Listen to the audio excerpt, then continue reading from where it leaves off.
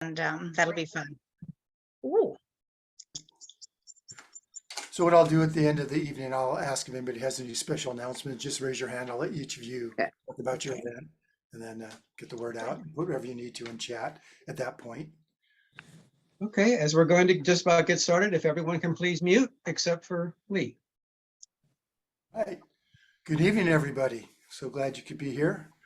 Tonight's genre for February is romantic and love stories. February is a very interesting month, I find. It's the shortest month of the year. It's the month of love. We have Valentine's Day. It's Black History Month. And it's that special month that gets one day every once in a while. It's not exactly every 4 years. There's a whole algorithm of if it's divisible by 400, it doesn't get a leap year, but it does get the leap year, but if it's divisible by 4,000, it does not get the leap year. So it's an interesting month. But today we're going to focus on romance and love. And we heard earlier that love is more than just romance. I love linguini. I love my car. I love computers. I love basketball. I love my parents. I love my dog. I love my significant other. I love my brother. I love computers. I love math. In every one of those statements, the word love meant something different because the English language, when it comes to that word, is a little bit deficient because we just have that one word. But the Greeks, I have studied through them and I found at least 9 words for love. Now, let me start off with the first couple. They come from the Bible. They're religious words. Agape, which is a spiritual love, a love of God to man and man to God. Then there's pathos, where we get the word passionate. But that word is very different than how we use passionate in today's English language. And I'll refer you to Mel Gibson's movie, The Passion of the Christ, because that pathos is when a human looks at Christ on the cross and realizes humans killed him and he's doing it to save all of us. And we feel this incredible shame and his mercy, from his mercy. So that's the passionate pathos love. Then we have storge, which is unconditional love. And that's the love, it's like a dependent love. It's the love that a mother gives to a small child, feeds the child, bathes the child, touches the child, takes care of the child when the child cries. And we see this throughout nature as well. It's that dependent love that a parent does for a child. Then we have philos, which is that familial love. And mostly we use it in terms of siblings, or it could be brothers in arms who are in the wartime and they have this incredible bond that they build. But that's that philos, that familial love. Then we have the city in America called Philadelphia. And all you have to do is break it down from its Greek parts. IA at the end means the place. Delphi means brother. And philos is familial love. So you read it backwards, the place of brotherly love. And that's the motto of the city of Philadelphia. Then there's one of my favorites that a lot of people kind of neglect, and it's philautia, and that's self-love. If you can't love yourself, how can you love others? It's kind of like that yellow mask dropping in the airplane. You have to put that on to help yourself first before you can help anybody else. So philautia is self-love. Love yourself, and then you can love others. The next is ludus. Ludus is that playful love that teenagers do when they go out as a group to a movie or to a dance, and they kind of figure out who they like and who likes the other person. And it's that kind of playful love, that dating, flirting love. And then we have eros, which I know is Ashton's favorite love. It's that sensual love, that intimate love that happens between people in a very strong relationship. Then there's mania, which is that obsessive love. A lot of women love shoes and a lot of men love cars. It's that obsessive love over something. And then there's my all-time favorite, which is pragma, which is long-lasting love. You make these vows and you keep them forever. It's that long-lasting love through thin and thick, through sickness and health. It's that long-lasting love. So as our storytellers tell their stories of love tonight, see if you can find some of those different types of love in their stories. I'm sure we're going to find several of them. Okay, we have 26 participants. Welcome, everybody. Some of you may have showed up a little late. I was just doing the warm-up act to give you guys a little more time to get in the room. And tonight's storytelling genre is romance and love stories.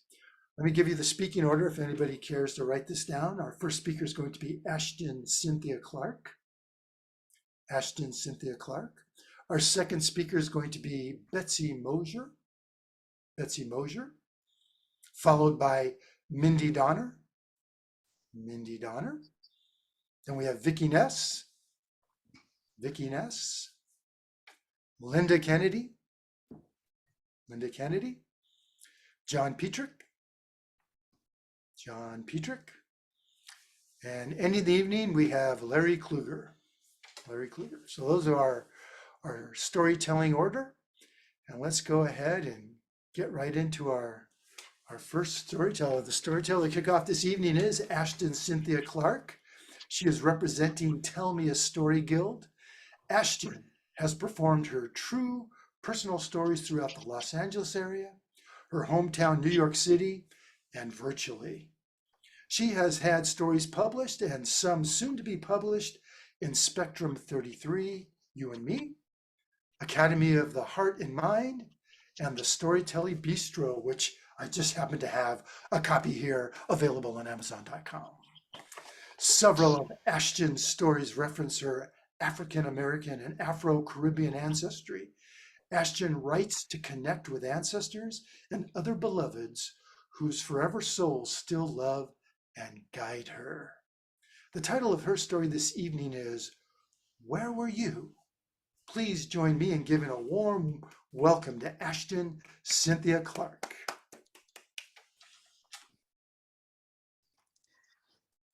You know, when we lose someone who is very important to us, someone we loved either by death or some other deep separation, we remember and elevate all the good things about that person.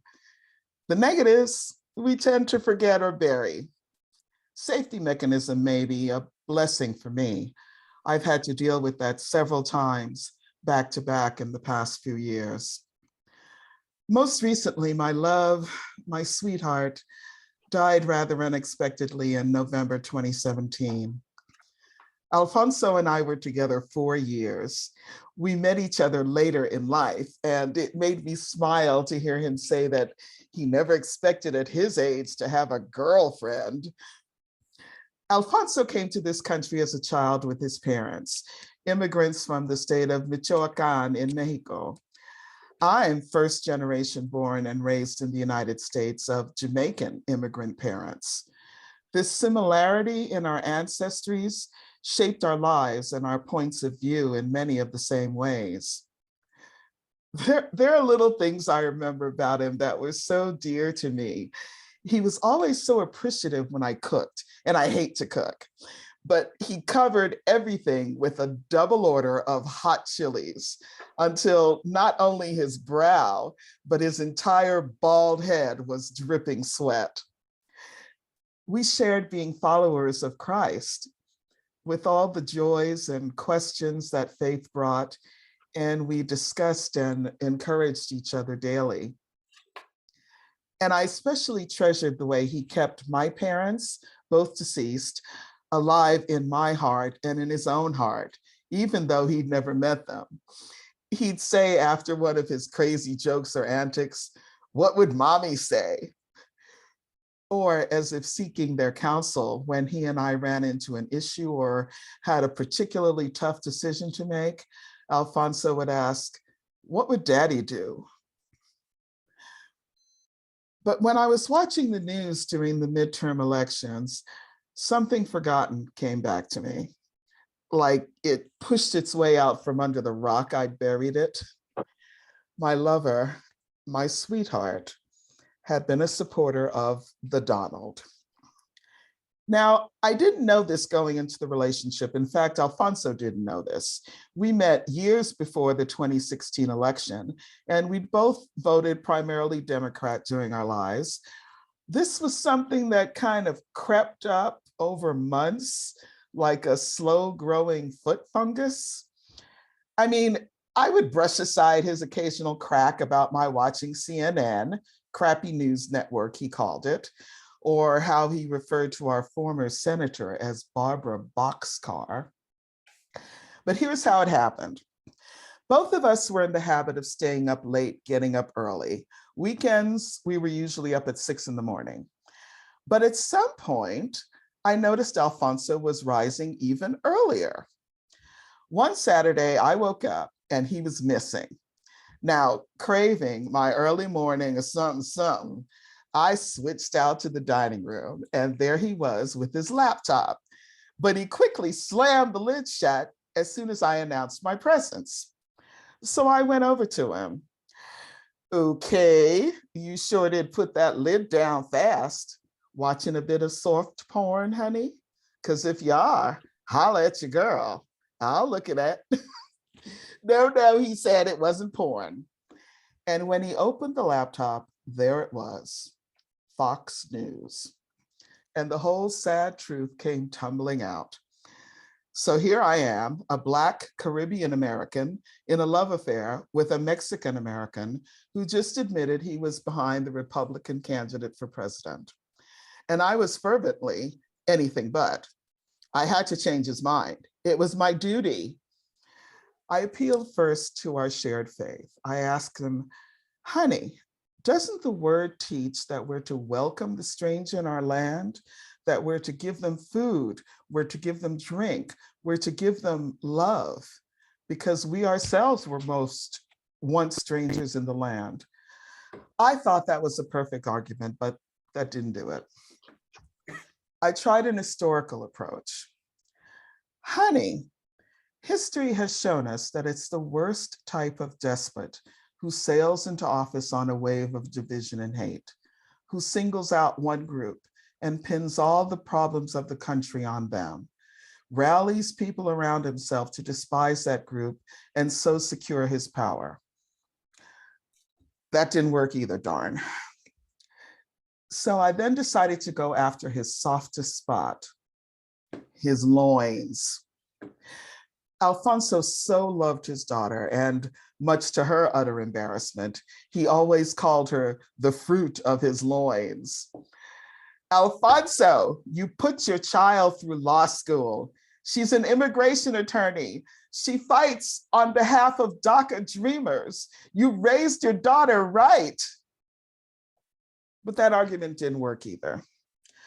What Alfonso did say, that it was because of his child that he felt he had to support the Donald. All that Alfonso wanted was a safe world for his daughter. And in his opinion, the Republican Party were the only ones willing to fight global terrorism and secure that safety. So wrong, Mr. So wrong. But I couldn't budge him. But we loved each other and we dealt with it. I mean, not that I gave up. All the way until election day, turning that man around was my job. And he tried to turn me. The night of the election, I was watching the returns from my place in Pasadena, Alfonso down in Long Beach. And we're on the phone with each other all night long. Me, confident that Hillary was going to pull it out. She was going to be the next president. Alfonso telling me I was wrong. We stayed up talking, debating for as long as we could. When Alfonso said his usual, "Good night, Ashtane, God bless you," I turned out the lights, went to sleep, and the next morning, well, I know where I was. Where were you? I'm not alone in feeling that that election and the 4 years following amplified a dank climate of division in our country. Race against race, religion against religion, battle lines drawn within families, friendships smashed. And we could be in for some rocky times ahead. Candidates running again on platforms of separation, trying to capitalize on our worst fears. But no matter what happens, I refuse to let that fungus choke my worldview. I refuse to let politica come between me and the love of my fellow human. or drive a wedge between me and anyone dear to me, either living or in memory. That's where I'll be. How about you?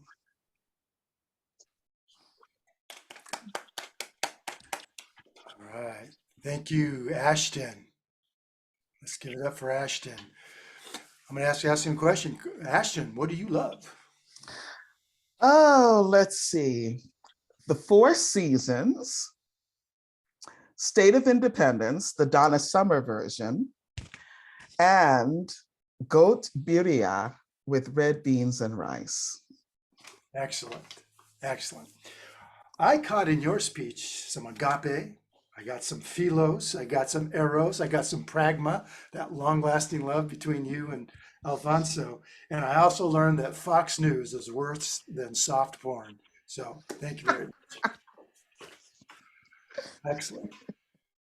If you have any comments you want to send to Ashton, go ahead and do that in the chat. I think we have that open.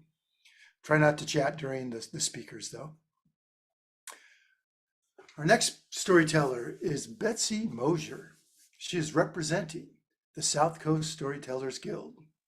She has been listening to, telling, and teaching storytelling for over 30 years. She became interested in the storytelling craft while sitting around a campfire, hearing a young man share several scary stories of Appalachian mountains. As a result of her now Swiss cheese memory and trying to remember a story she once heard, the story she will be sharing tonight slowly emerged.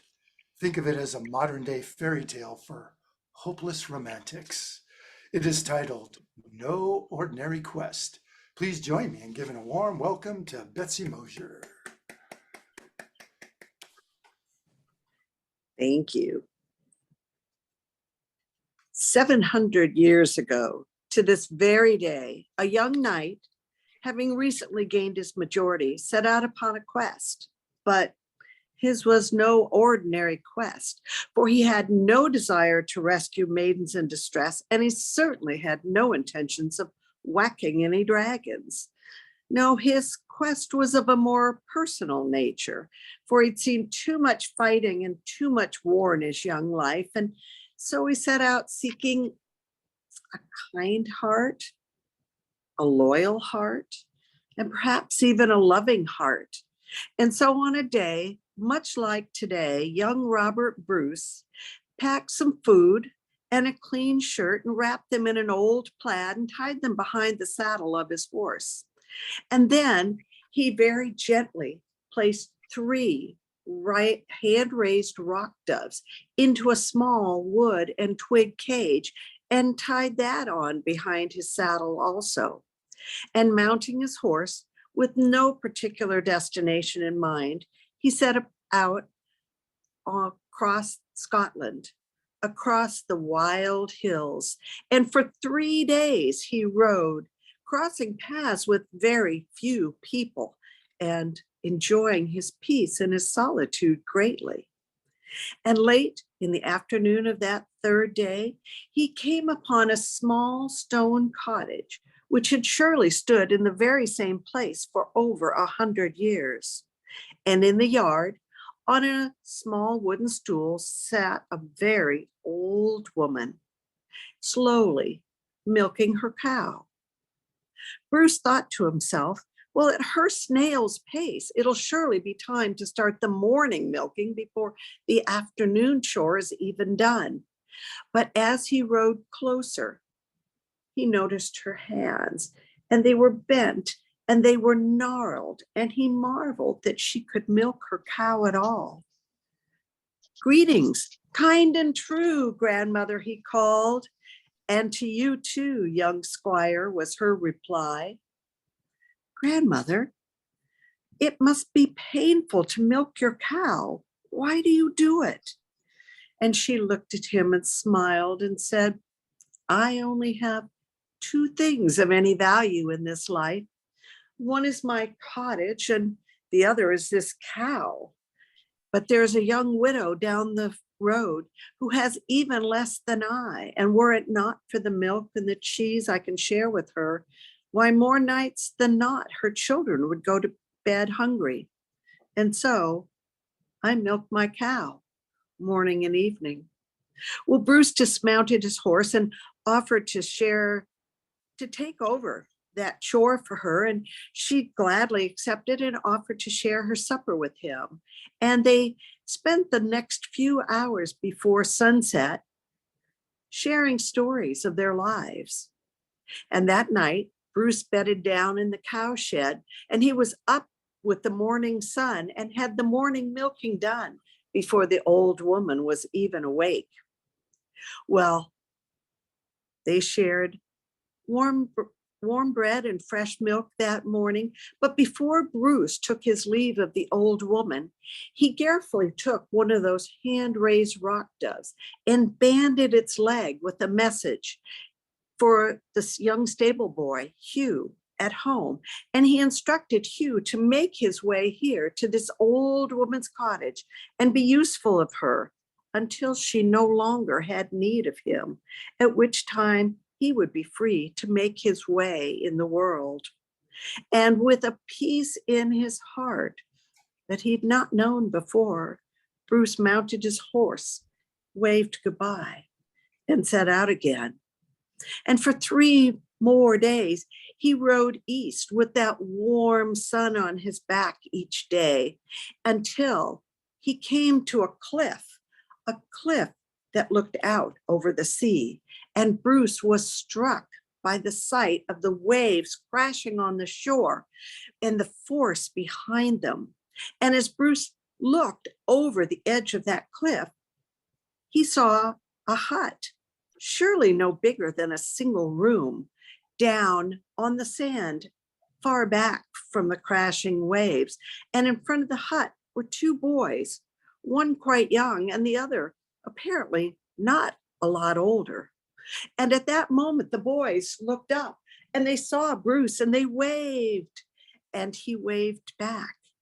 And they motioned him, come down, come down. And so he got off of his horse and carefully picked his way down the path till he reached the sand below. Come join us, said the boys. And as he got closer, Bruce called, greetings, kind and true. And he introduced himself. And then the older of the 2 boys said, my name's Edwin. And this suddenly shy little one, he's my brother Davy. And Bruce wondered, why is it you make your home so close to the sea, just the 2 of you? And Edwin said, our father was a fisherman, lost at sea nearly 3 years ago. And our mother, she died not long after Davy was born.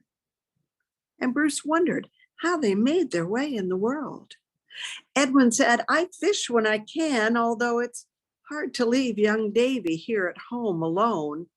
And Bruce wondered at the fortitude and the cheerfulness of Edwin. And he commented on it. And he said, it must be a terrible burden. A burden? No, sir, Davy's my brother. I love him, and we are so lucky to have each other.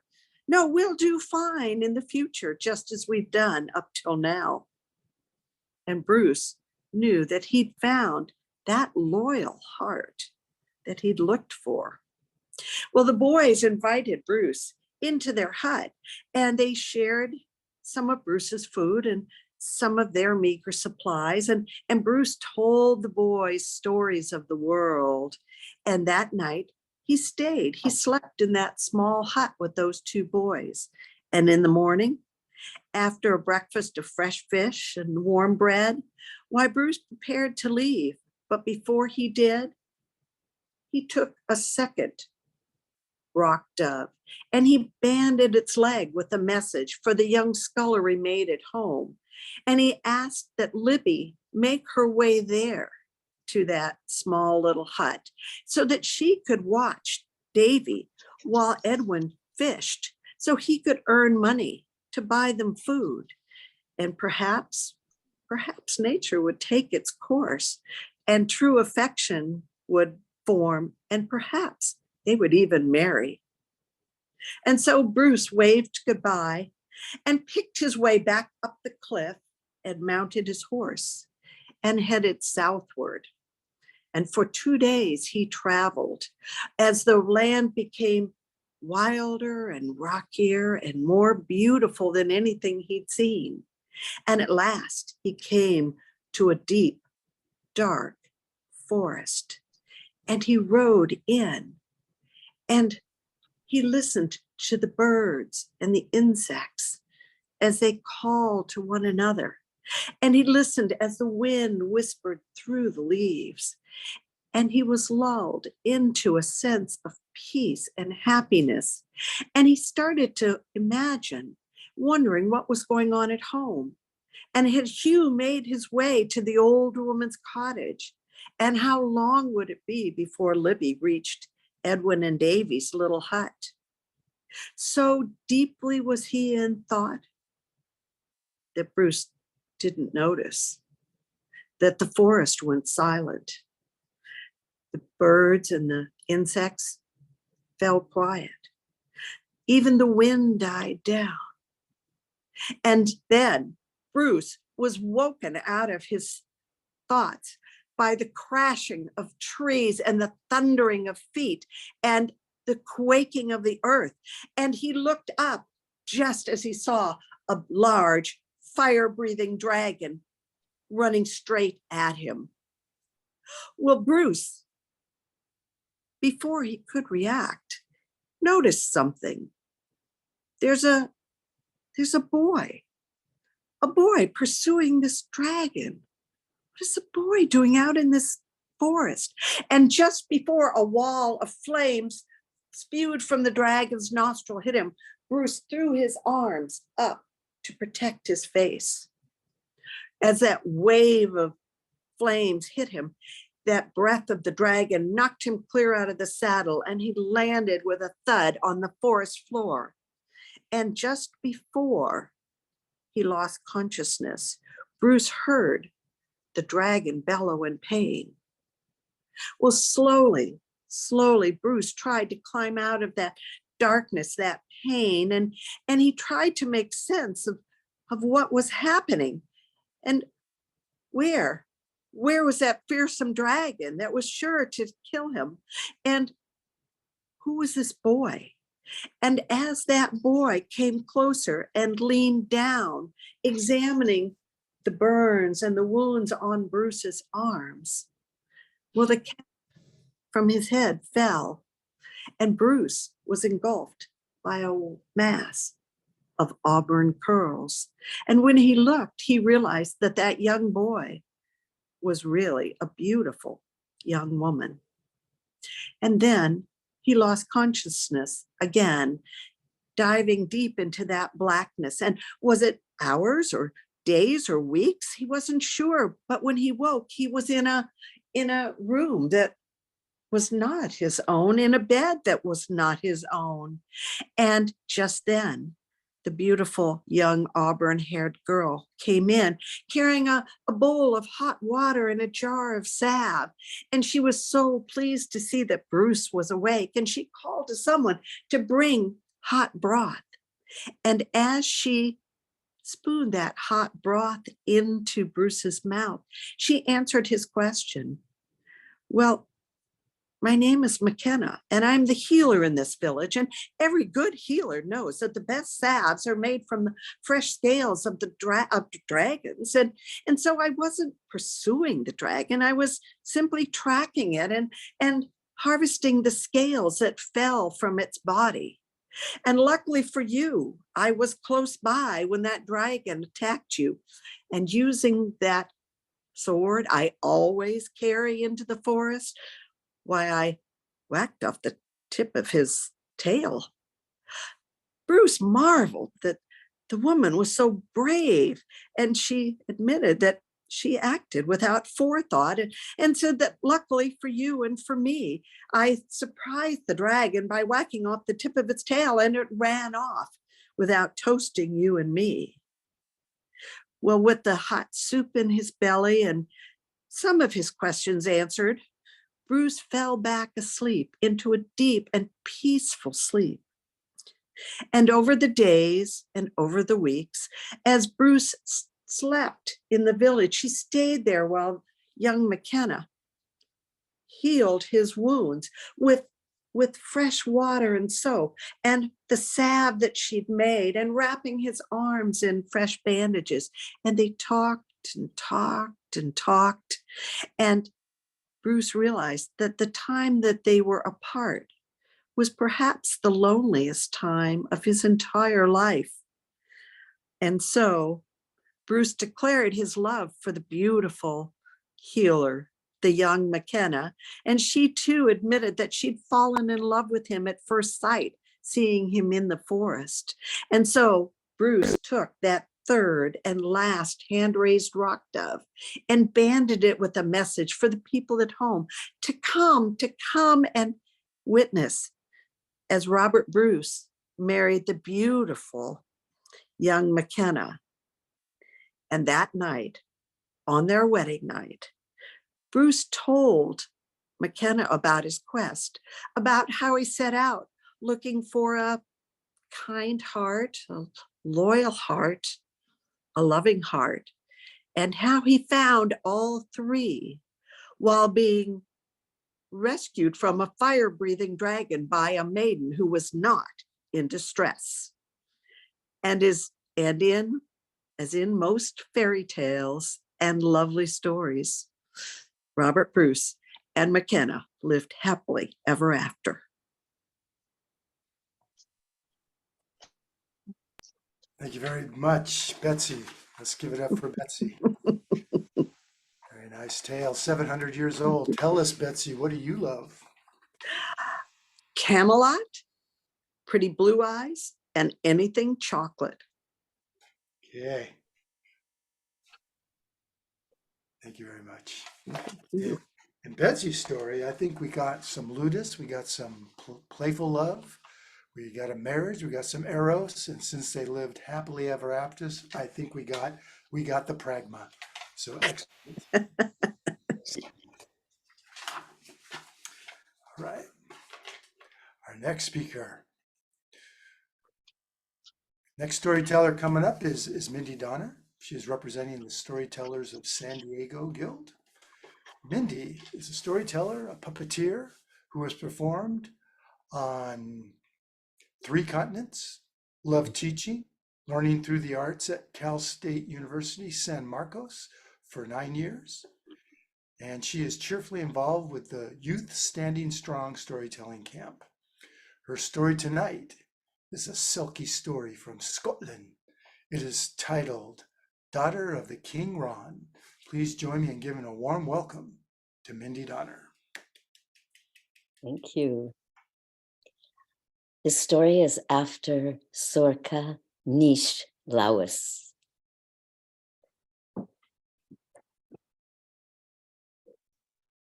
There are many islands in the north of Scotland, and some of those are inhabited by more seals than humans. And some of these islands have seals who can turn into human forms at will, and they are the Ron. And there is the king of the Ron, a mighty being, a seal being, who administers justice throughout his folk. Now, on one of the other islands that boasts 2 towns of human inhabitants, there was a grand castle up on a hill. And there was a laird and a lady, and they had a scion, a young man of marriageable age, of course, named Ian. Now, Ian was followed day and night by a bevy of young beauties. He was disinterested. Yes, he was tall, intelligent, good-looking, and very picky. Well, he knew that it was up to him to co-produce an heir. And with that in mind, he set off on his boat, because in the sea is where he could relax and meditate on things. And he had torn strips of paper and written names of the least odious women he knew on each strip. And he put those strips in a jar. And there he was on his boat, and the wind had taken the sail, and he took out the first name. And then the second name. What was I thinking? And the third, and so forth. He wasn't paying attention. And when he looked up, he was right in front of a sheer cliff face. And he heard a voice from above.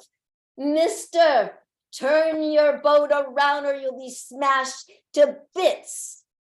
Oh, it was the loveliest lass he'd ever laid eyes on.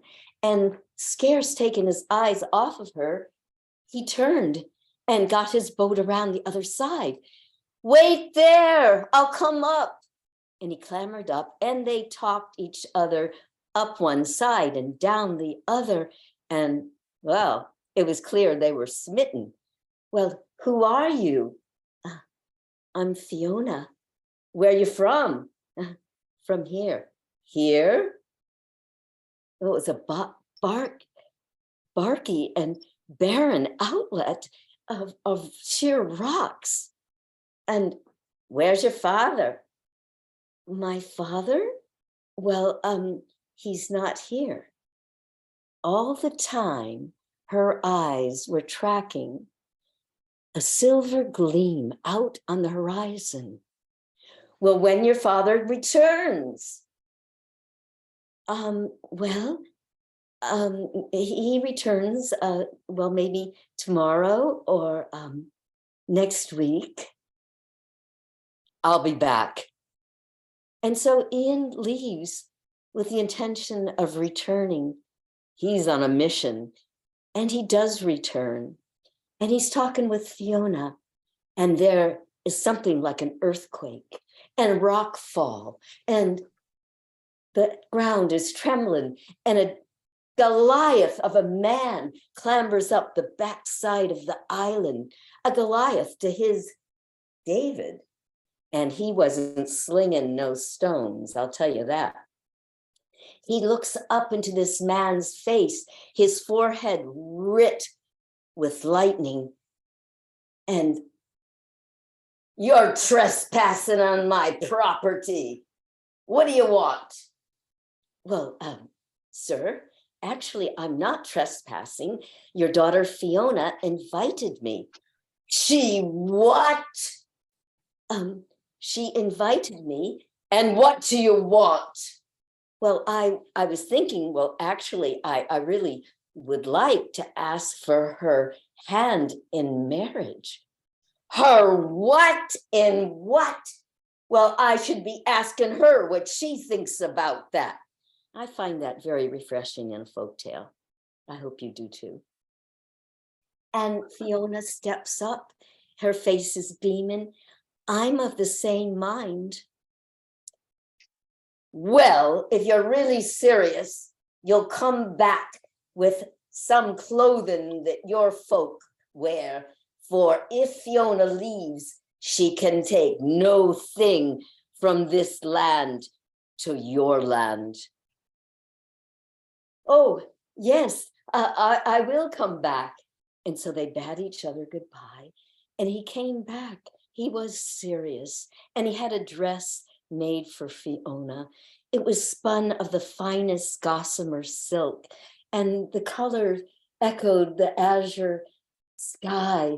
And then it graduated to the aquamarine of the shallows and ended in the deep green of the depths of the ocean. And around the neck, it was ruched with gold, the color of kelp. He clambered up the rocky island again, holding the dress. When he saw Fiona, oh, she put it on. She stepped into the dress.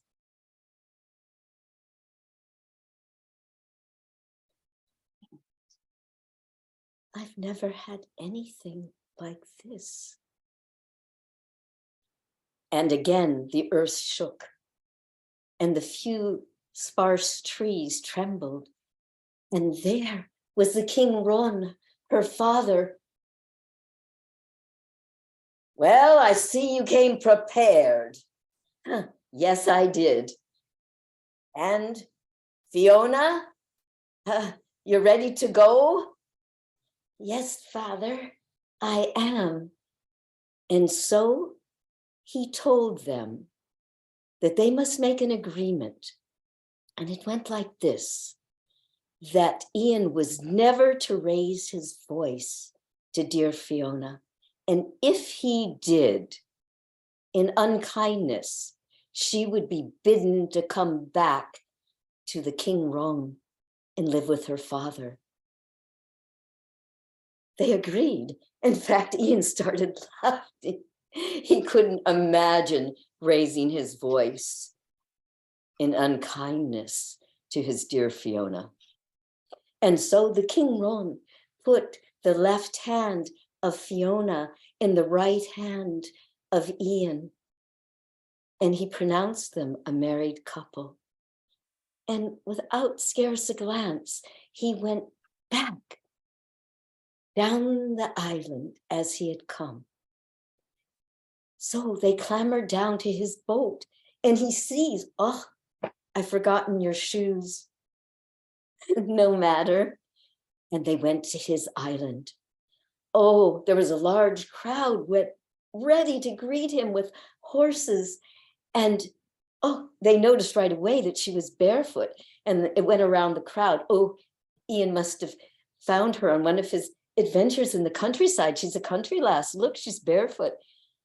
They loved her all the more for that. In the first couple of years, they had such a fine time together. Oh, she soaked up everything in his world. She was like a girl at her first time in Disneyland, over and over. And then, as nature would have it, the third year, there lay in a cradle a wee bairn, a lad. And Ian, the party animal, continued to ask Fiona to go out with him every night. Oh, Ian, I can't, the babe's too young. Have patience, it won't be that long. Well, that is exactly what Ian lacked, patience. And so he went out every night with his friends. And Fiona would stay in the nursery, and she would look out at the sea. And on this particular evening, there was inclement weather, and they were at the other town. And well, there was no social media, no way to get word to her. And he didn't come home. And in the morning, he felt guilty when he came. And he walked up the steps into the nursery, and Fiona was sitting, gazing out at the sea. She scarce looked when he said, Fiona, and the baby started crying. Fiona, can't you stop that babe from crying? She went to the cradle. She picked up the baby. He stopped crying. Ian wanted to say, I'm sorry, but his pride wouldn't let him. And he stomped down the stairs.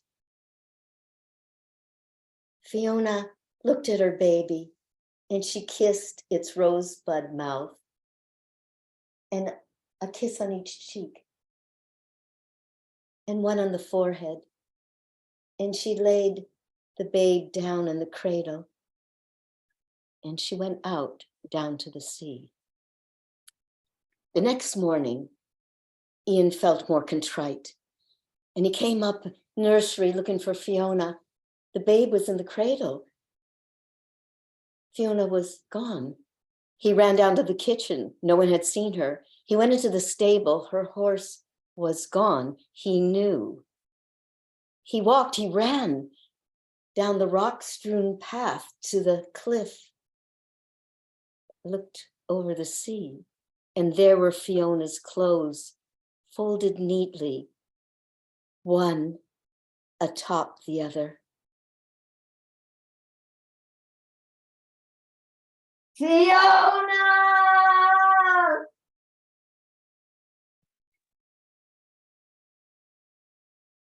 He turned and he went back to the castle. He spoke to no one for weeks. He took care of his son. Now in time, Ian changed. He gathered all those attributes and qualities that Fiona was known for: kindness, patience, generosity, forbearance, empathy. And he absorbed those. And people began to talk about Ian as a different man. And he raised up his son, who was a fine lad. And on his son's 21st birthday, he had a grand feast. And he gave the keys to his many properties to his son. And his son said, "No, father, it is not yet my time.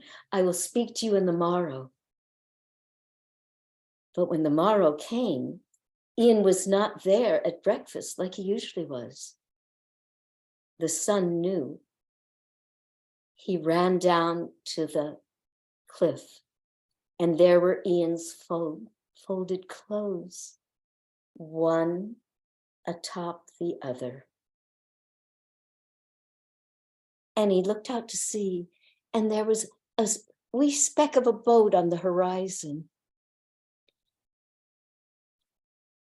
Now, the people came to say that Ian had been out in a squall and his boat capsized because boards and planks came washing back. Others said, no, he went out to the Western Isles to live with the saints who he had come to resemble. But the fisher folks said that Ian had gone back to the island of the King Ron, where Fiona was, and the King Ron had forgiven him because of the love he and Fiona still had for one another. And the King Ron bestowed upon Ian the gift of becoming a seal and turning back to human at will. And their son, the Laird, was well known for his good deeds, and he always stuck by his motto, which was, be kind. Thank you. Thank you very much, Mindy. Let's give it up for Mindy. All right. Well, I caught some forms of love in that speech too. I got some ludus, some playful love, some eros that led to the baby. We had storge from Mama Fiona taking care of that child unconditionally and dependent. And at the end, we saw them come back together. So we had some pragma as well. That was beautiful. So Mindy, why don't you tell us what you love? Well, this was such a hard one. Any Fellini movie, Meet Me in St. Louis, Secret of Roan Inish, and My Girl by the Temptations, and last but not least, Rice Paprikash. Here we go. Excellent. Thank you, Mindy. Thank you. Right. Our next storyteller is Vicki Ness. She is representing the Do Tell Story Swap Guild. Vicki has taught and performed storytelling in the Bay Area and internationally. Her greatest joy is watching people discover and tell the stories that are close to their hearts. Tonight, she was sharing a fictional story of an older couple learning to say goodbye. It is titled Taking Leave. Please join me in giving a warm welcome to Vicki Ness. Thank you. Very quietly, but very carefully, she stitched a quilt of words. Wonderful stories, supportive asides, funny jokes, even biblical passages, beautiful, supportive, spiritual rhymes, and of course, rude jokes, anything that was bright and cheerful and happy and normal.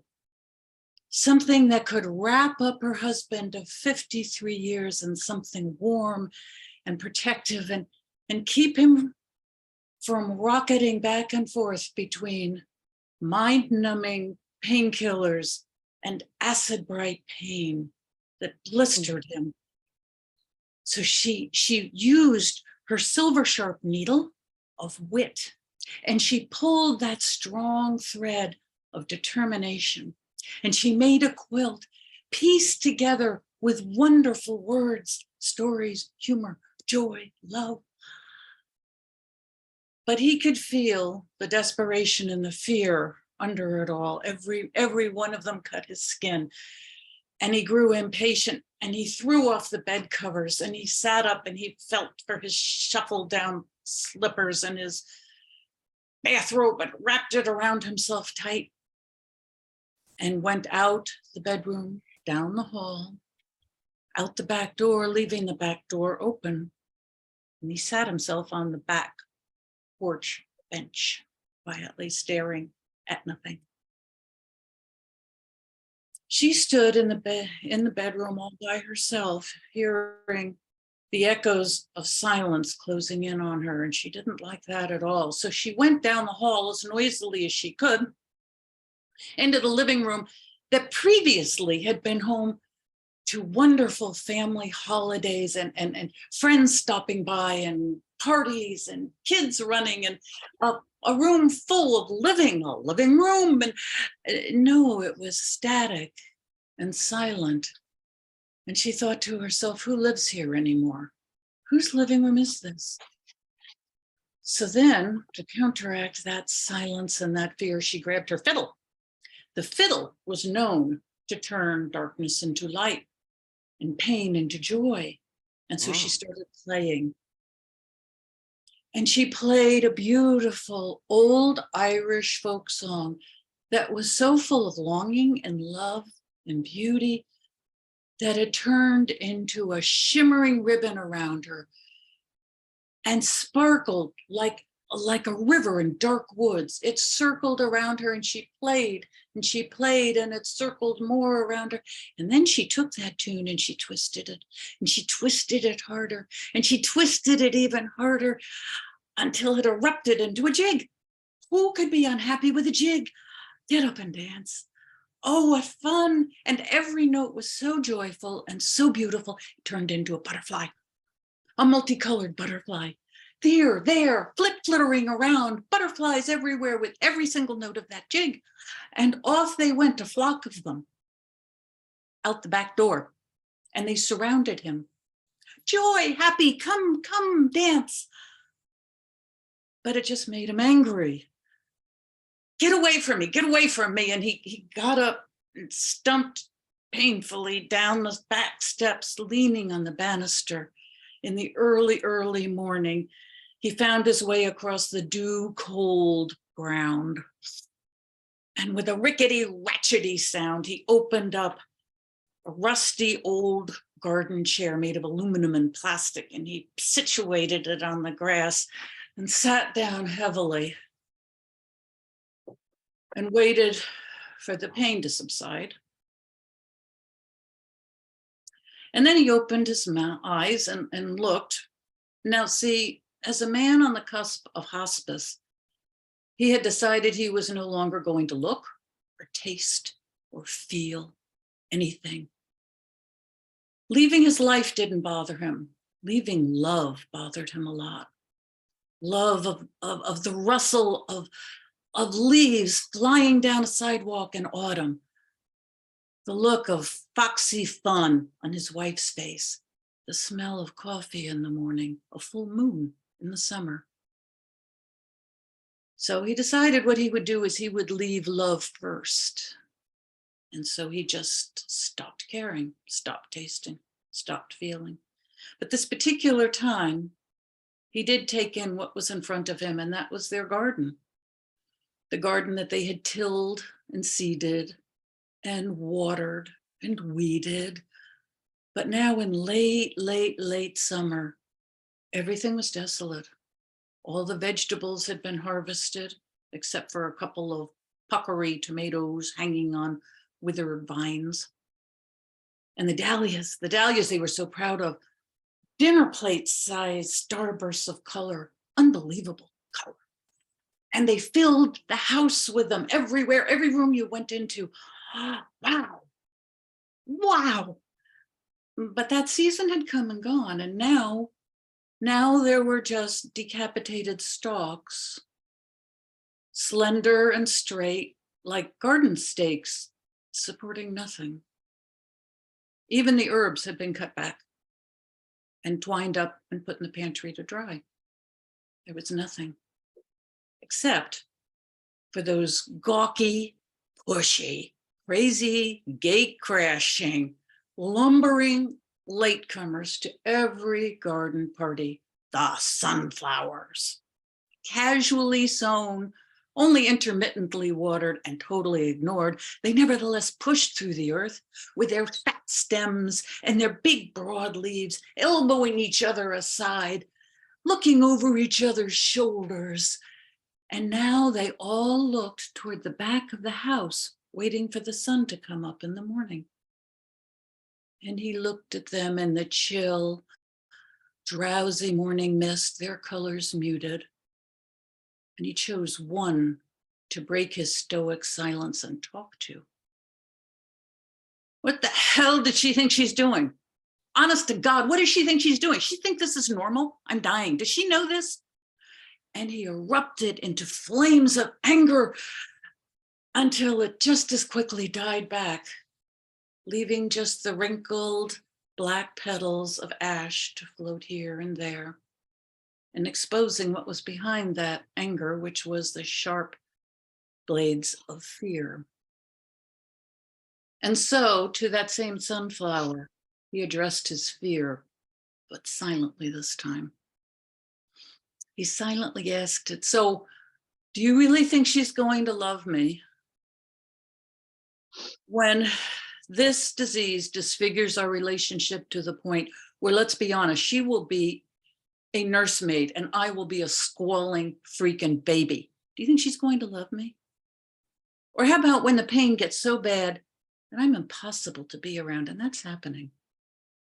Or how about when the man she marries is no longer anywhere here, just a stranger? Could anybody love that? Really, honestly, could anybody love that? Would she love that? Will she? And then he looked up at the impassive baby blue morning sky, ostensibly looking for clouds and pulling his bathrobe closer in the chill, looking up specifically, actually, to keep the tears from falling. And the silence was broken by a rickety, ratchety sound of a garden chair next to him, opening up and being positioned very carefully. And she came around and very slowly sat down in that chair. She was no spring chicken herself. And she looked at the garden. And then her warm hand reached over and covered his chill one. And in that silence, his heart heard her heart say, "Oh yes, my love. Oh yes, my love, I will. Yes, yes, I will."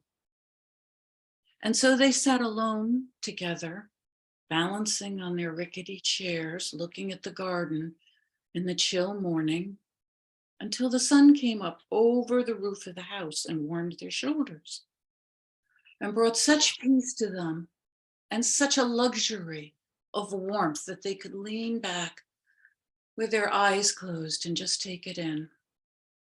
But then he heard, oh, look, oh, look. Oh, he did not want to leave the stasis, the quiet, the peace. But because he loved her so dearly, he did. And then his eyes grew big and his mouth dropped open because the sun had risen to illuminate the entire gaggle of sunflowers. And every one of them was lit up with bright light and dark shadows, every face radiant with dew-bright clarity and jewel-rich colors and a seductive wild beauty. And all he could say was, wow. Oh, wow. And then it occurred to him that, of course, he would turn his back on this because that's what he did. And he would crawl into that self-made shell and he would gather himself around a dark, quiet, static pool and wait for death to come to him. And in his discipline, he wouldn't look up or listen or feel. But he also knew, just as soon as he did that, that life would come jumping and bumping around, and it would eventually knock right into his shell and open up a ginormous fissure. And in would come that raucous, rude, hoochie-coochie girl of life, shimmying and shaking and sending light and joy and laughter and love and beauty everywhere, dispelling all his careful darkness. And she would grab him by the collar and she would say, hey, you, I think you're coming with me. And he knew that as long as he had any breath at all, he would say, oh, yes, my love, I will. Yes, I will.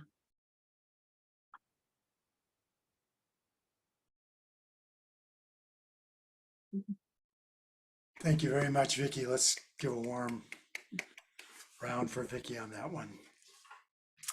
I have to mention some of the beautiful phraseology you had. You had so much, but I really love leaving life did not bother him, but leaving love did.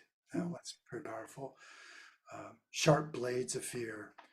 When this disease disfigures our relationship, what incredible, will she still love me? And of course, the overlying theme of this whole story was pragma, long-lasting love. That was awesome. Thank you very much, Vicki. Why don't you tell us what you love? Okay, I love Everything, Everywhere, All at Once. I loved that movie. It was crazy and it had a beautiful ending. Oh, Happy Day. I could listen to that song every day, all day, and never, ever, ever get tired of it. And chocolate. I have chocolate every morning for decades. Chocolate. Excellent. Thank you very much. Thank you.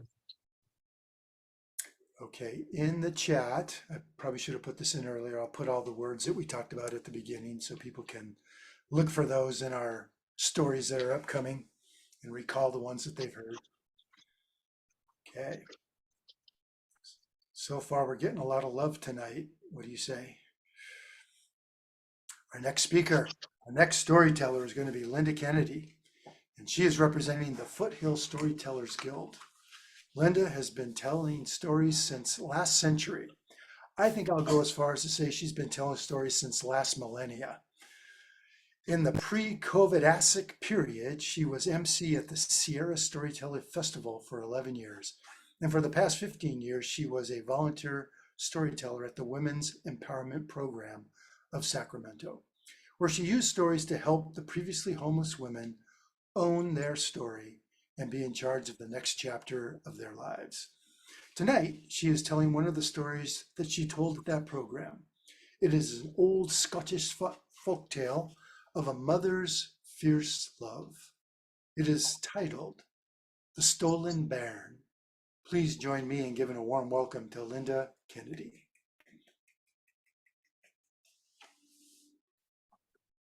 It was a cold, damp, misty morning as the young woman walked along the ridge trail, holding her little baby in her arms, wrapped in a blue blanket that she had made herself.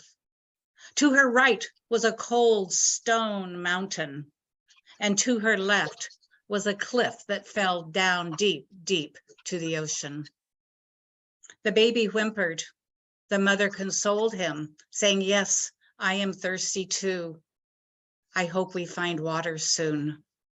Not long after that, the mother spied a trickle, a spring coming out of that stone mountain. She bundled up the baby extra tight, put it down on the ground where it would be safe, and she began to run toward the water. But there must have been a stone, I don't know, but she tripped and she fell off that ridge trail down toward the water. But at the bottom, there was a rock that jutted out just far enough to catch her fall, and she hit it hard, and she went into a deep sleep. Not long after that happened, up on that ridge trail, two fairies were walking along. They were on their way to the chamber down deep inside the mountain. They were going, as all the fairies were, to meet the new king. They saw ahead of them that bundle on the trail. They said, I wonder what that could be.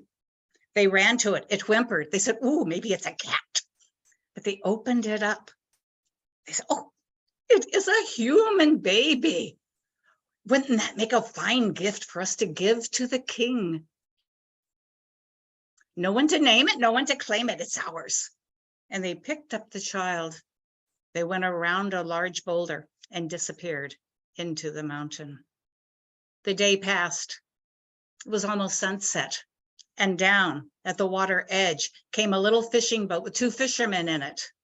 One looked over to his right, and he saw there on that ledge that woman asleep. He said, look, she is. I wonder if she's hurt. We must go over there. The other one said, no, we need to get back before dark to our village.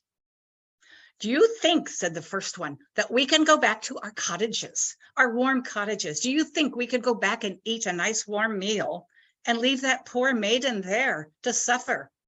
And so it was. The boat found its way over to the edge. They scampered up. They picked up the woman. They brought her down to the boat and carried her back down to their village.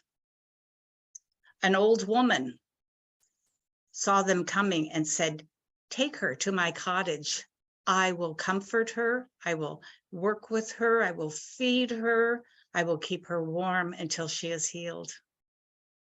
It was 2 days that passed, and finally the young woman woke up.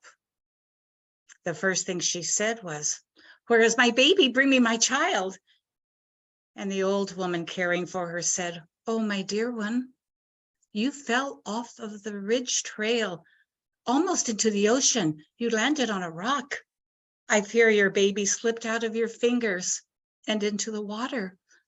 And the young mother said, no, I left my child up on the trail. He was safe. You must go and try to find him. And so the villagers went up. They looked, they could not find him. They asked passerbys if they'd seen a baby. Nobody had. A few days later, the woman was finally strong enough, back to her full strength, to leave the village. And they said, oh, please, won't you come back? And she said, I'm going to find my child. I don't know. And they said, but we love you. Please come back. And she said, I have grown very fond of you too. But if I do not find my child, please know that my fierce love in my heart will guide me to all four corners of the earth, searching for that baby, and I will not be back unless I find him. And so they gave her a nice warm coat, sturdy shoes, and a knapsack with things in it that she may need along her way, some food to eat. And out she went down the road. She asked every passerby if they had seen a baby. She went into every village, asked all the people in the village, had they seen the baby? And nobody had. But she did not give up. And one evening, almost dark, she went into the woods to find the nice soft settling of leaves so she would have a place to sleep when she heard music. She smelled food. She said, I think that might be a band of gypsies. They know everything. And so she found her way to the gypsies' camp. They welcomed her. They gave her food to eat. And she talked to the old grandmother there and told her her story. The grandmother listened. I know where your child is. The mother was so excited. Tell me where. I must go get him. The fairies have taken him into their deep chamber. And in that chamber where human beings go, they never come back. Oh, but I must find him. I must get him. And then the old grandmother said, fairies are not clever. They are not crafty. That is why they steal. That's why they always want to buy what you have. That's why they barter. So if you can find 2 things to take with you. You may be able to barter your way into the chamber. You may be able to barter the child away from the fairies. The young mother was tormented. She said, I have no money. I have nothing. I have no family. Where will I get 2 things? And the old grandmother said, that answer lies within you. And so the young mother gathered up her things and went back out to the road, and she was sobbing, wondering what she would possibly do. How could she possibly have 2 things that she could barter into the kingdom or the chamber? Then she remembered the grandmother's words. The answer lies within you. And she let her thoughts go back and go back and go back deep into her memories till she found a nice, warm, cozy spot in their memory where she found her mother reading her a book. And in that story, there was a king who only wanted 2 things and 2 things only. And she remembered what they were, and she knew then what she had to do. She found her way back to that place where she had fallen off the ridge, down to that rock where she had landed. And there nearby was a big settling of eider down feathers. She gathered them up. She opened her knapsack. She got out needle and thread that they had put in there for her from the village. She threaded that needle with the thread, and then she sewed all of those feathers together into the most elegant robe. And then she took scissors and she cut off all of her glistening gold hair. And she threaded that needle again with her hair, and she did embroidery of beautiful natural flowers and leaves and animals all throughout the edges of that robe. It looked like a cloud had come down from the sky and sat on her lap. When she was finished, she set it aside.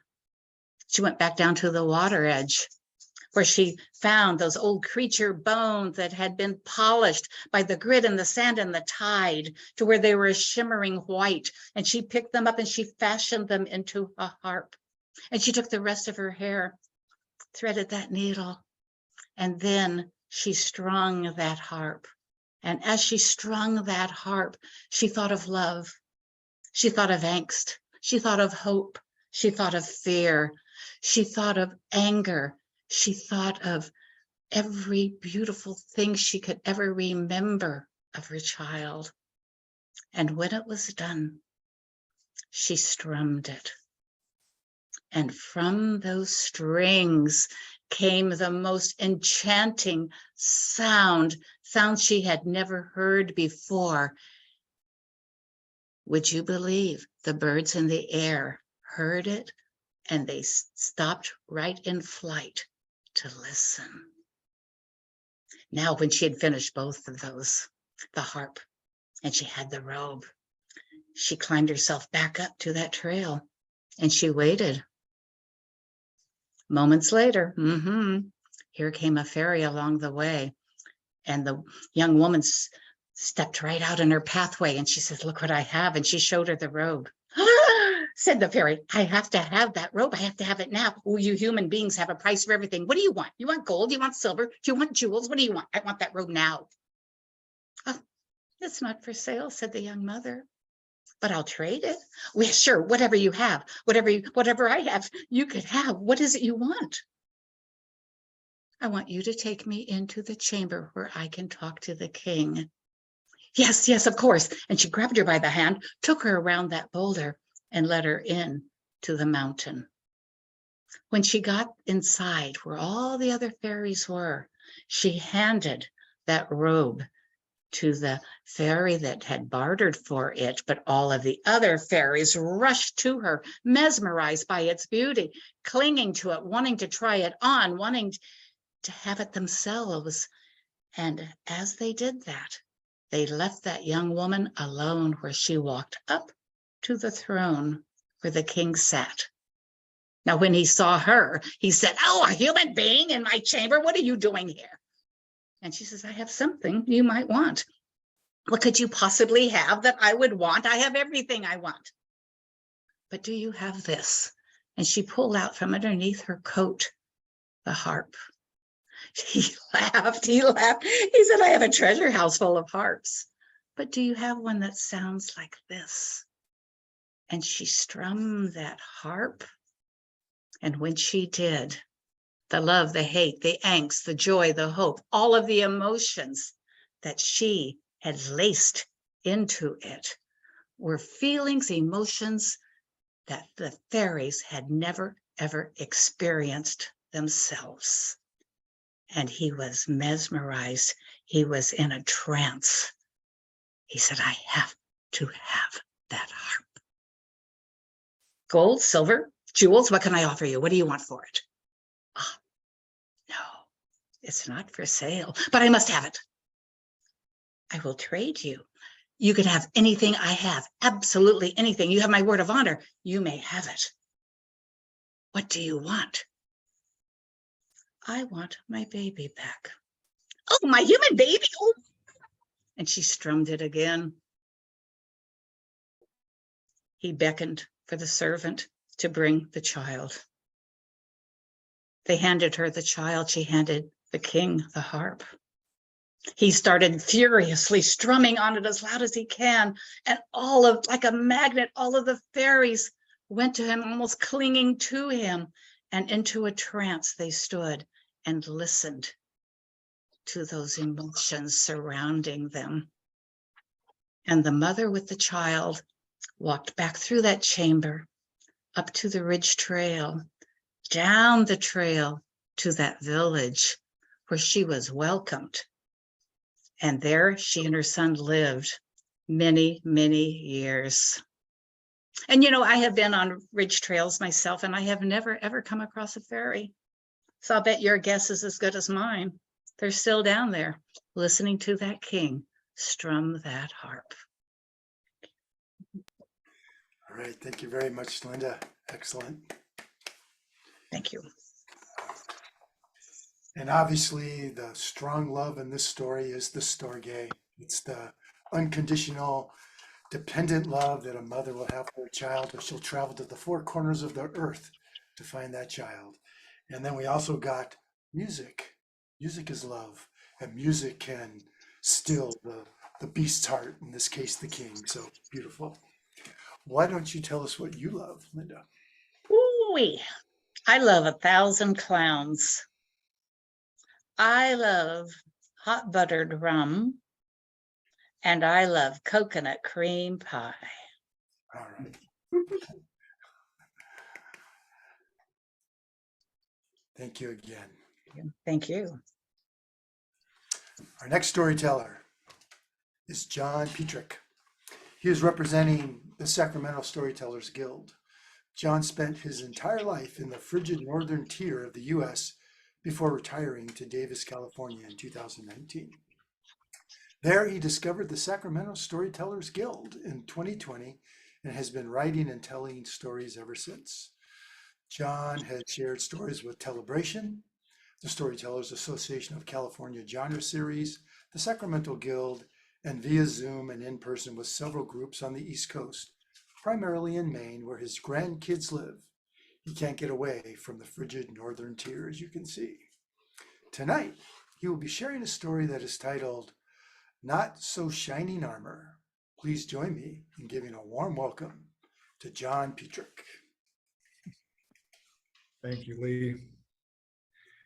Well, the theme for February, of course, is love.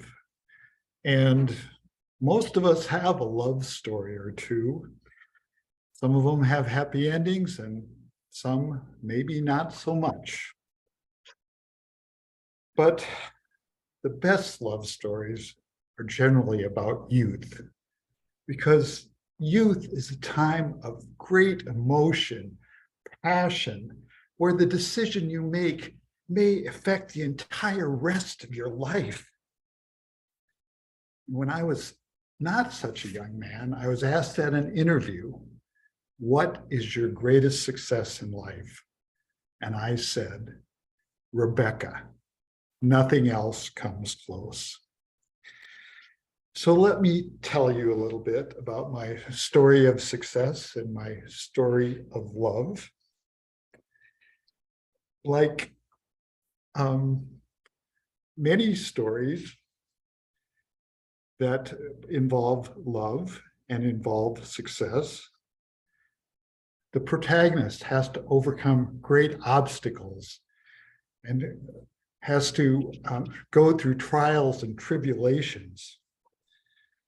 And my story takes place in days of old, in the 70s, when there were dragons to be slain, errant knights to be conquered, and fair maidens to be won. I had to do that stuff. I was dancing in this college bar with this pretty girl. She had this beautiful, long, dark, curly hair, and she just had so much energy. And pretty soon we were starting to try to out jump each other and out spin each other. And the barroom floor actually opened up so people could watch our competition. At the end of the night, I tried to kiss her, and she ducked her head and I kissed her on the nose, and she wouldn't give me her telephone number. But small victory number one, I found out her name was Rebecca. I found out where she worked. She told me she got off at 4 on Sunday. So on Sunday, I walk over to this vegetarian restaurant. I had never been to a vegetarian restaurant before. I didn't know a thing about vegetarian restaurants. I grew up on a farm where we raised hogs and cattle. I sat down and I had a cup of coffee and I watched this dark, mysterious woman just control the room. She just had so much poise and quiet energy. At 4 o'clock, she got off work and she put on her white sheepskin coat because it was winter in Michigan. And we started walking. And we were walking and talking, and soon we were walking and talking and laughing. We walked for 2 hours along that frozen Red Cedar River. And I had to pee so bad.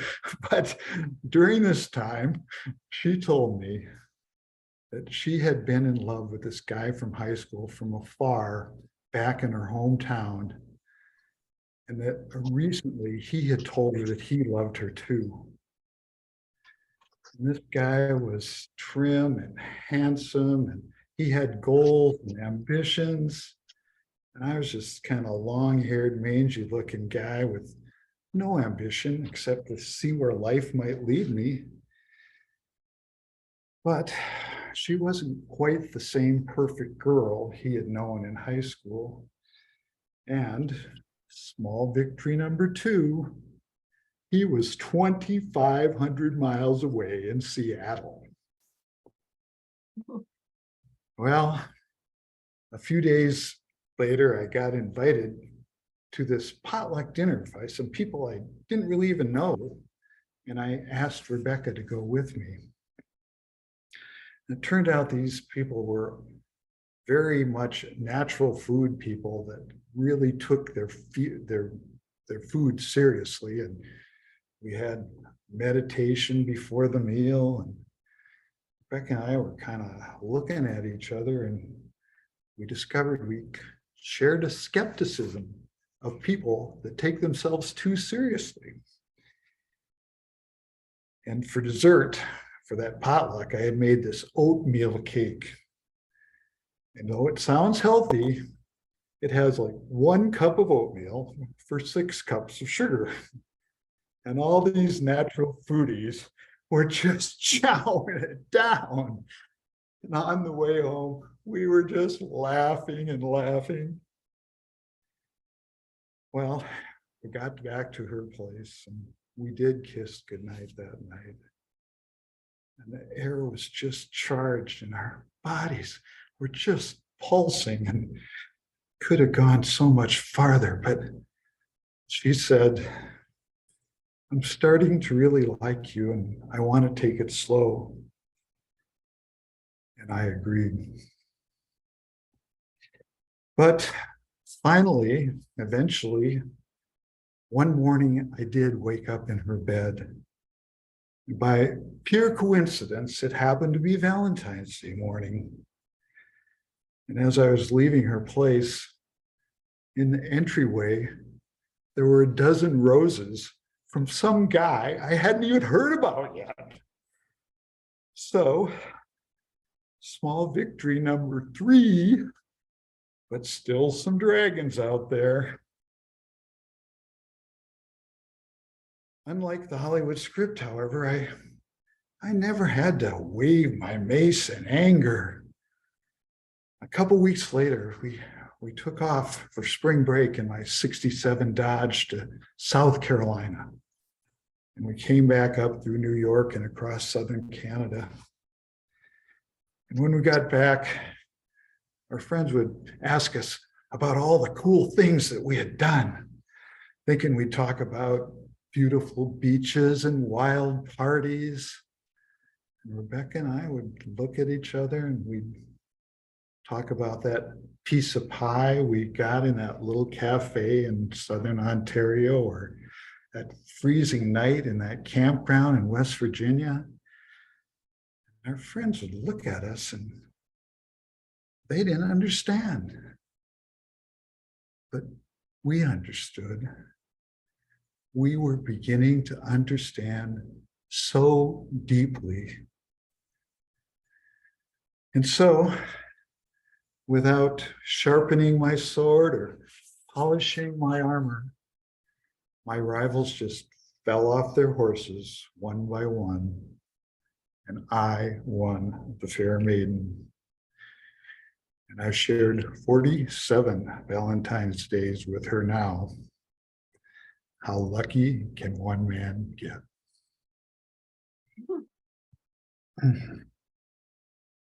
Thank you very much, John, for that story, a Valentine's story. How appropriate. Wow. So I caught the ludus, I caught the playful love between you and Rebecca. But early on, you had a little eros in your minds, but you guys decided to take it slow. Actually, that dirty dog John ends up in her bed, but that's okay because they've been together for 47 years and no dragons had to die, no knights had to be slain. What a beautiful story. Thank you, John. So why don't you tell us, John, what do you love? I like deep dish pizza. Can you hear the people sing? And E.T. Right on. Thanks you again, John. Beautiful. All right. Wrapping up tonight's event, our final storyteller is Larry Kluger. He is representing the Contra Costa Tail Spinners Guild.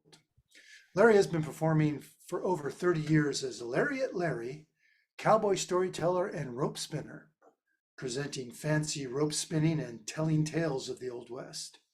He tells primary true tales he has adapted from sources which have expired copyrights or stories for which he has gotten permission. He performed as a juggler and a unicyclist from 1980 to 2010, delivering about 30,000 performances as a cowboy and a juggler at various venues, big and small. He has taught over 100,000 people to juggle. He has been a consultant to Pixar on rope spinning. When he wasn't a full-time performer, he taught math in San Francisco East Bay middle and high schools. Tonight, in true form, Larry will tell a true story from the 1800s. It is titled Hunting Cousin Sally. Please join me in giving a warm welcome to Larry Kluger. Thank you. Ike Pryor was born in Tampa, Florida on June 22nd of 1852. He was the youngest of 4 boys. When he was 2 years old, his father died of tuberculosis and his mother moved with her 4 children to Alabama to be near her family. Unfortunately, she developed tuberculosis too. Ike was nearly 4 years old when his mother died. The 4 boys were each given to 4 different sisters of Ike's mother. Ike went to an aunt who was married to a doctor. They didn't get along very well, and shortly he was with the second aunt. Within 6 months, he was with the third aunt. This aunt was a widower with 6 children, who was married to a widower with 6 more children. Ike made the 13th. There wasn't much room for him, and being the youngest, he was picked on quite a bit by the other children. But there was cousin Sally Lightfoot, his aunt's eldest daughter. Cousin Sally was 18 years old, and to Ike, she was an angel. One day, Ike was crying because the other kids wouldn't let him play a game with them. Cousin Sally came over and said, "Ikey, I've got a wonderful gingerbread man baking in the oven. He's just for you. Come on, let's go get him." From that moment on, Ike was like cousin Sally's own child. She couldn't have loved her own child any more devotedly, and Ike loved her like a mother. She saw to his clothes, stuck up for him with the other children, and let him sleep in her own bed.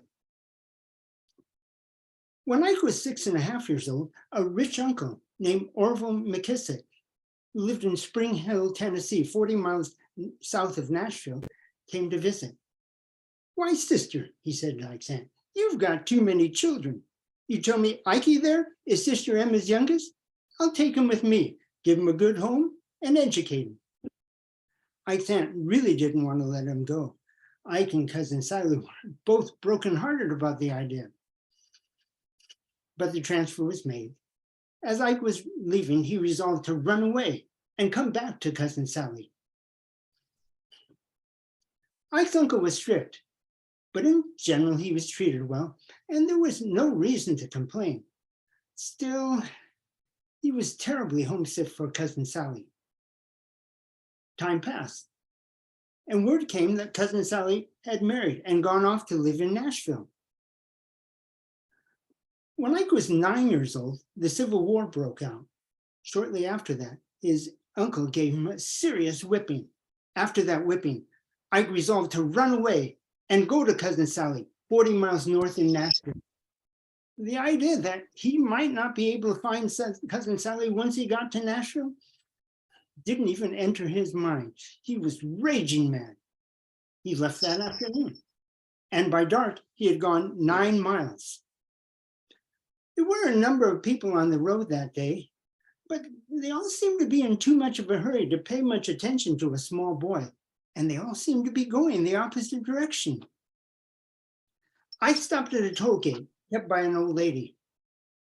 "Lady," he said to her, "I don't have a penny to pay you, but can I stay all night? I'm going to Nashville." That good old lady led him inside and gave him supper. As he ate, she questioned him. "Why, child, don't you know there's a terrible war going on and soldiers are all around the countryside? Men are fighting right now between here and Nashville. You're liable to get run over by a horse or shot." I didn't know enough about war to be scared. All he knew was he was heading to cousin Sally. He slept on a clean cot, had hot pancakes and eggs at daybreak, and went on. After walking for about 3 miles, he heard gunfire. Then he saw men running and shooting at each other. Instinct told him he should get out of the way, so he crawled into some bushes and lay hidden. The shooting and chasing passed by him, and the sound receded in the direction from which he had come. Ike was behind federal lines now, and Union forces had control of Nashville. That battle actually saved Ike. He learned later that his uncle, learning that he had gone, sent 2 men after him to bring him home. Somehow his uncle had found out he was headed to Nashville. But when those 2 men encountered the battle, they turned back. Ike finally made it to Nashville. A city the size of Nashville would have confused the country boy of 9 years old in normal times. But after just being captured by the Union Army, it was an utter confusion. Troops everywhere, business paralyzed, martial law in force. After wandering around for a while, Ike went up to a soldier who seemed to be on guard at the street corner, and he asked him if he could tell him the way to cousin Sally's. "Cousin Sally?" the soldier asked. "What's her other name? And what street does she live on?" I couldn't tell him that. He knew she had been cousin Sally Lightfoot before she got married, But he couldn't remember the last name of the man she married. And being a country boy, he didn't have any idea that streets had names and numbers. All he could do was to continue wandering and asking for Cousin Sally. A person here, a person there had heard of a Sally somebody. He went into hundreds of private homes asking for Cousin Sally. To Ike, it seemed like there were 40,000 Sallys, but not one of them was his cousin. He slept in alleys, in barns, picked scraps of food off garbage heaps, ate nothing at all. In normal times, a child living like this would have been taken in by someone. But this was wartime. Ike wandered for days, continuing his futile search. One morning, he wandered into the camp of the 3rd Ohio Cavalry. There was a man there selling newspapers to the soldiers. He was the proprietor of the camp canteen. Ike got that man to let him sell newspapers. He ate with a squad of soldiers that night and shared a blanket with a soldier at bedtime. Ike became the mascot of the 3rd Ohio Cavalry, and he worked selling newspapers for the canteen proprietor. He stayed with him for quite a while. One night he'd share a blanket with one soldier, the next night with another. When his clothes wore out, he found a soldier's old discarded uniform, cut off the legs, tied up the seat, tied a rope around the waist. And he lived with him in this manner for 2 years, even traveling to battles with him. A stray horse became his. In one of the battles, that horse was shot dead from beneath him, even though he thought he was out of bullet range. After I had been with the federal troops for that 2 years, the regimental surgeon, Dr. Worth, began to take notice of him. He let Ike sleep in his tent and often spoke of how wrong it was for a boy of Ike's age to be living the way he was. But the adventure and excitement appealed to Ike, and he was making money. After Ike had been with the federal troops for 3 years, Dr. Worth sent him to live with his wife in Ohio on Lake Erie. All the soldiers bid him farewell and said how they would miss him, but they knew this was the best thing for him. And Ike had agreed to go, but it wasn't what he expected. He had chores from before daylight, building fires, milking cows, helping to take care of Mrs. Worth's 2 babies, carrying them around, feeding them, changing their diapers. He was grateful to the Worth family, but he missed the carefree life of camp, and he was still terribly homesick for Cousin Sally. He decided that he was going to run away and go find Cousin Sally in Nashville. It was wintertime, and the rivers were still frozen over. He secretly made arrangements with the boat captain to stow away with him when the ice melted and go with him to Nashville. That voyage never took place. While Ike was on Lake Erie, the 3rd Ohio Cavalry, which he had been with, was part of the Union forces surrounding Vicksburg in the Great Battle there. They were running low on supplies, so a captain of the 3rd Ohio Cavalry was sent to Nashville to get more supplies. About 10 miles out of Nashville, he came to a farm and had lots of supplies. After loading up, he went inside to pay the young woman who lived there. While he was writing out the warrant for payment, the young woman said to him, "Captain, there's a question I ask of every Union soldier I meet. About 3 years ago, while the Union troops were taking Nashville, an orphan boy named Ike Pryor ran away from his uncle in Spring Hill of this state with the intention of finding me. He never reached me. I love him like a son, and he loves me like a mother. Captain, have you ever seen or heard of this orphan boy?" While she was talking, the captain stopped writing and put down his pen. He said, "Madam, is your name Sally?" "Why, yes," she said, "but why do you ask? I've already given you my husband's name for the warrant." "Why, madam, I know this boy very well. 100 times he's told me how he searched and searched for his cousin Sally in Nashville. The 3rd Ohio Cavalry, which he had been with, is in Vicksburg, Mississippi now, and I am the only one in Tennessee that knows of Ike Pryor. I ride 10 miles this morning, and the first house I stop at, I meet Cousin Sally. It must be the hand of God. He told Cousin Sally where Ike was staying and gave her the address of where she could write to Mrs. Worth.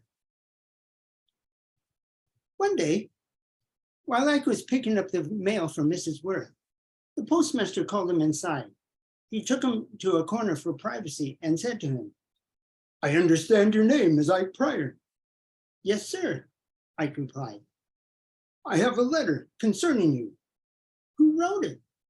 "A relative of yours, named Mr. John O. Ewing, near Nashville, Tennessee." Like a flash, the name Ewing came back to Ike. Trembling with excitement, he asked the postmaster to read him the letter. It told how Cousin Sally had found out where he was staying and how she had written many times to Mrs. Worth with no reply. Now she was asking the postmaster for help in finding out whether Ike was actually staying there and whether he was okay. She also wanted him to come live with her.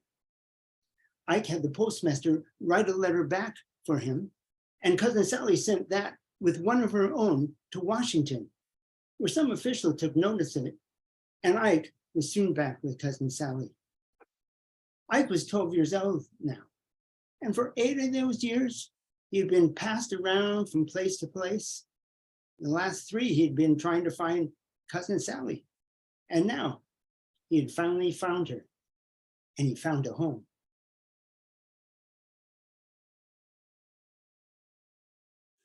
Thank you very much, Larry. Let's give it up for Larry.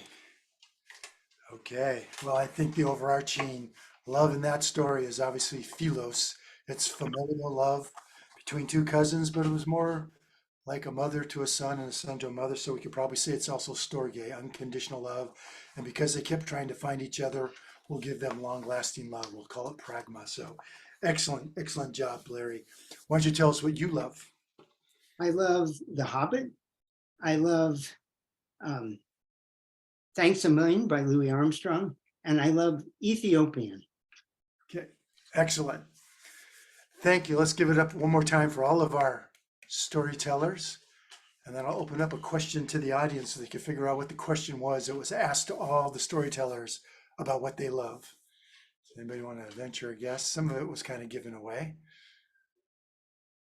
Anybody want to jump in? So they were asked what was their favorite movie, what was their favorite song, and what was their favorite food. Excellent.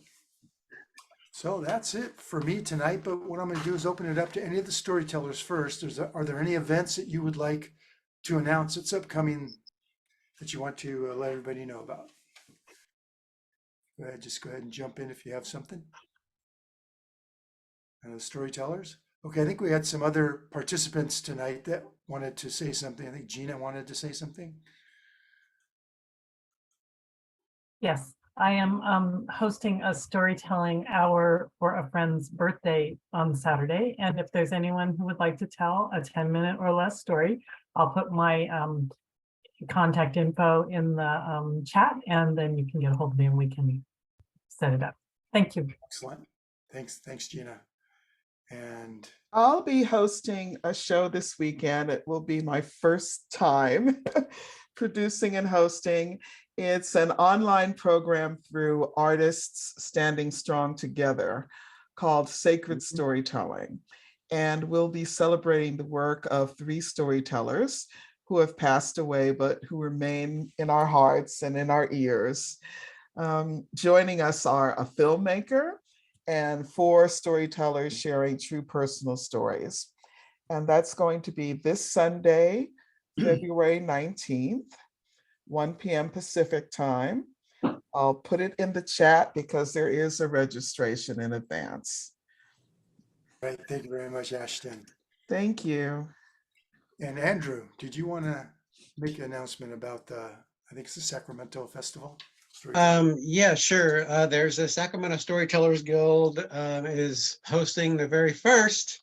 Let me try to put this in the chat here. For some reason, it's not wanting to. Oh, there it goes.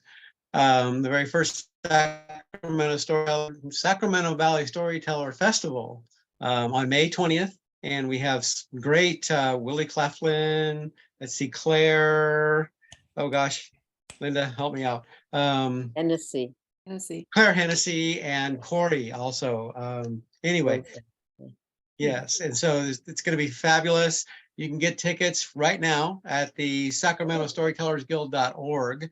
Oh, and then keep your eyes open for flyers and things that are going to be coming out about that. We're all going to have some local storytellers. We're going to have some a couple of really good workshops put on by Corey and Claire and Willie. And we're going to have open telling, of course, and then the 3 feature tellers. So it's going to be our very first festival. It'll be a 1 day only. Hopefully next year it'll be 2 days. We'll see how this one goes. Fingers crossed. Anyway, we hope you all get to come. Thanks. Very much, Andrew. Right. And Anybody else have any final? Mindy. yes, Storytellers of San Diego are doing a lot of things right now. We're not really online like we were. So if you want to come on down to sunny San Diego, albeit freezing right now, come on down March 18th to the Coronado Public Library, where we're holding our annual storytelling festival. It should be a very dandy day. And we've been also dancing with this Coronado Library to host a storytelling institute. And we have various subjects and tellers each week. And my week is coming up next week. And my subject is integrating gesture and movement in storytelling. You can come on down for that. And there'll be a couple of others post. We're way down south, and we're very active, and we've got a new coffee house gig going on. Great. It's wonderful. All right. Anybody? Oh, go ahead, Marion. You're on mute.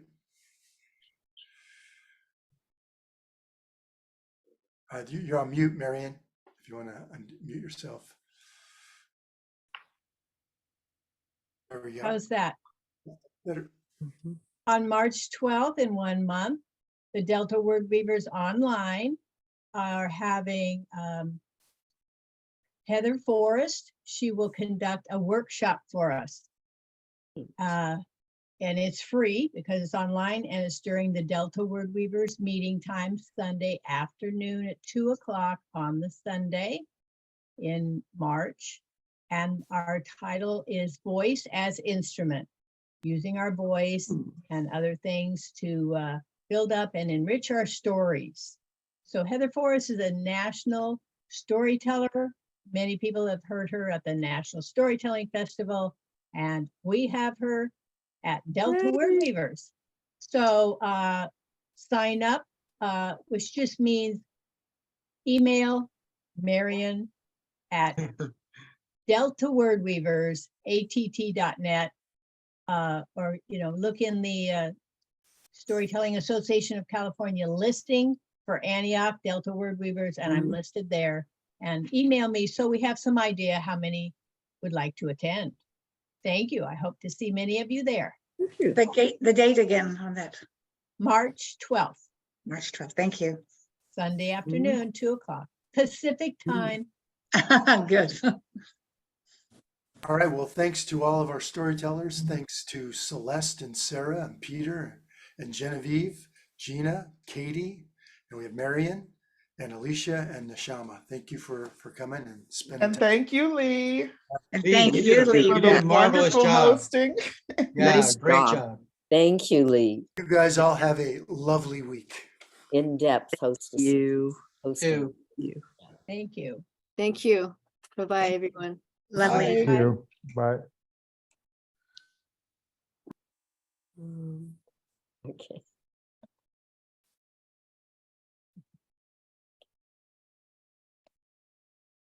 Thanks, Mindy. Thank you, Andy. Good to see you. Marion, Genevieve. Yes. Good night. All right, I'll go ahead and end it then. Bye-bye. Thanks. Great Bye. job, Mindy. Bye-bye.